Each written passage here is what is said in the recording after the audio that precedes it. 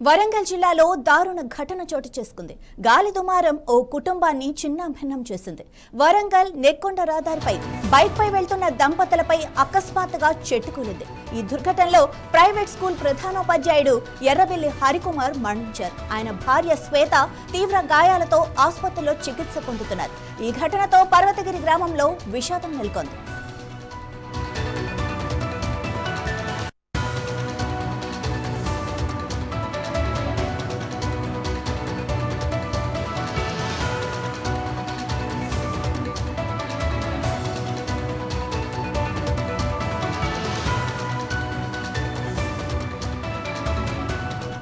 వరంగల్ వెళ్లిన దంపతులు తిరిగి వస్తుండగా సంగం మండలం గవిచెర్ల ఆసాలపల్లి మధ్య శ్రీ పర్వతాల మల్లికార్జున స్వామి ఆలయం వద్ద ఈ ప్రమాదం జరిగింది.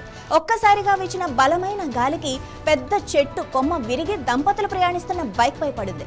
స్థానికులు వెంటనే స్పందించి చెట్టు కొమ్మలను తొలగించారు. సమాచారం అందుకున్న సంగం ఎస్ఐ వంశీకృష్ణ సంఘటన స్థలానికి చేరుకొని సహాయక చర్యలు చేపట్టారు. గాయపడ్డ దంపతులను హుటాహుటిన హన్మకొండలోని ఓ ప్రైవేట్ ఆసుపత్రికి తరలించారు. 3 రోజుల పాటు చికిత్స పొందుతూ ఎర్రబెల్లి హరికుమార్ మంగళవారం సాయంత్రం కన్నుమూశారు. ఆయన భార్య శ్వేత పరిస్థితి ఆందోళనకరంగా ఉంది.